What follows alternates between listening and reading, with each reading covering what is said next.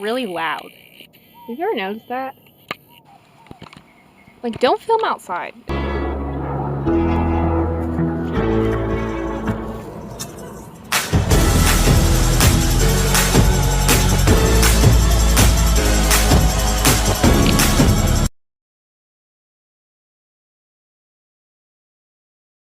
Welcome back to my channel, which has been untouched since March, which I'm very disappointed in myself about, because starting a YouTube channel was kind of like the OG idea for my author journey, but I guess it didn't really hit off, because who knew editing videos takes time, and yeah, I'm lazy.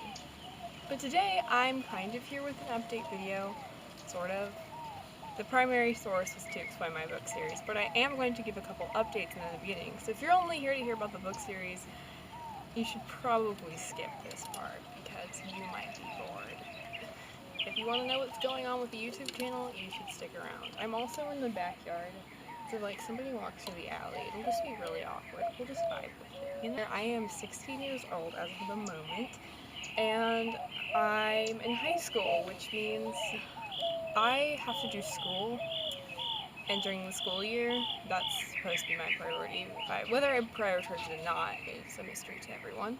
I tried filming YouTube videos, it didn't really work out. I filmed like one pretty great vlog about Save the Cat, and then I just never edited it. Anyway, I should probably not have a YouTube channel because I procrastinate. But now that summer's hit, I've tried to make it my goal to upload at least once a week, because I'm primarily known on Instagram, which is great, awesome platform. The algorithm actually, we don't stand. The algorithm kind of sucks. But YouTube, I feel like, is a lot less chaotic and fast, so it might be just kind of nice to prioritize this platform for the summer. So that's what I'm going to try to do, and I'm going to try to make videos. I don't even know like what to make videos about, because I know a lot of author tubers or things they make videos about like writing and stuff, which is cool, but like what do I give advice on? Anyway, we'll figure it out. I'm not gonna do advice, and I could review books, but I also think those are boring. It's a hot mess, everybody. But anyway, to cap it all off, I will be trying to upload once a week, and I'll be trying to match the fun of my Instagram, but on YouTube in video form, which means I have to get used to talking to a camera.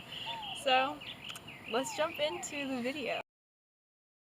Like a whole bunch of stuff, and it wasn't actually filming.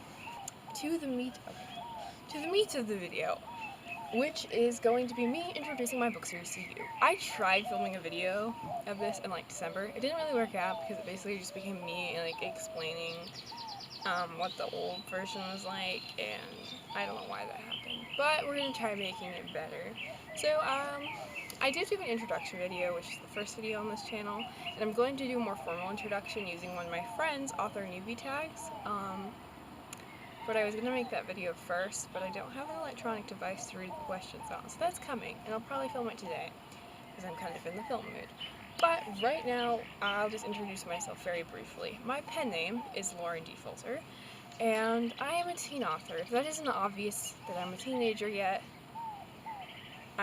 you probably were assuming I'm 12, which, there. For those probably unaware, I'm writing a book series, which I think really lacks in the indie community. I'm not doing anything revolutionary, I'm saying, because, I don't know, maybe I read too much Keepers of Lost Cities and Percy Jackson as a child, but oh my gosh, I love it so much, and I have a book in here. And I wish there were more self-published authors who were up for the challenge, but honestly, being one of them who decided to take up the challenge, it's kind of the most painful self-doubting experience ever, but highly recommend to read them. Trying to think of indie book series off the top of my head I really enjoyed. One of my friends, Naomi King, she doesn't have a YouTube channel, is writing a series called The Lights of Izar. I don't know how to say it, but I love it, and you should read it. The first book's also out. It just came out like a week ago, depending on when I release this video. And Aaron Forbes, probably the most well-known teen author, in my opinion, is also writing a fantasy series, but there aren't too many yet. So, I went on a tangent there. But I also really like to write ridiculously long books. Oh, speaking of ridiculously long books, another series I didn't point out was Empty Zimnies, which is beta. Or wait, it's the Apex Cycle, or it's a trilogy, but it's still big books, self-published, amazing. I'll make a video later about all the books I recommend. But yeah, you want to talk about this book? It is really, really freaking long. You probably, yeah, beautiful cover, not made by me. This is awkward. The series itself is called The Unanswered Questions because I couldn't come up with a series title. And I just named it the first book. And the first book's out and has been out since December 12th, 2020. So it's a 2020 baby, you know.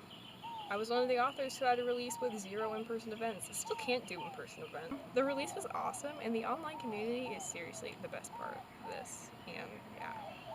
There was a lot of bumps in the road. I could make multiple videos telling you all the things you shouldn't do if you want to publish a book, or write one, but we don't have time for that. Today we're just explaining the series.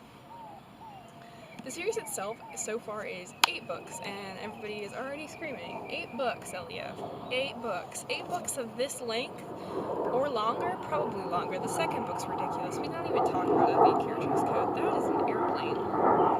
The airplane says, I know you're going to spoil the character's code right now. And I probably will. For it was kind of like the Riordan verse to be able to do multiple series in the universe, but we're not getting ahead of ourselves. Right now, it's just one series in this book universe.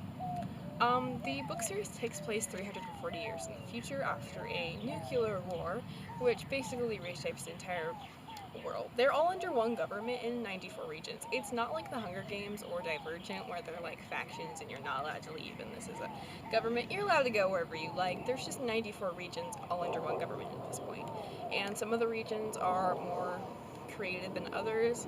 Some are still in desperate need of help or uninhabited, and others are functioning like normal cities before the Earthshaker, which is what the war is called. Did I mention that? Maybe. There's a hair on my face and these sunglasses.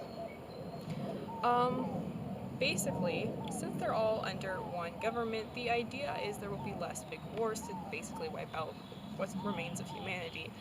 But an attack happens on one of the 5 major regions called Imperial, and basically sending the world into a little bit of a panic, trying to figure out who the heck has a big enough force that isn't under our government to attack our city. Basically, we switch to the point of view of a young girl who is running into this region with very little memory of or knowledge of how the world functions, and I love her.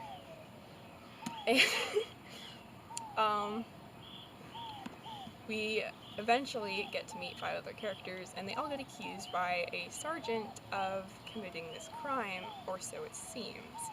I always feel weird using this introduction because it's like, that's what you think's gonna happen, but it's like, no. Basically, they end up having to discover the force that's actually attacking their world, and it has to do a lot with supernatural, magic, fun time stuff, and also figure out what the sergeant actually wants with them. And it's fun. It's told from 6 people's point of view for the first book, so you might be screaming, oh my gosh, Elliot, that's ridiculous. 6 points of view. Man, I should just click off this video right now and go read Percy Jackson. Which you should. Percy Jackson is legit.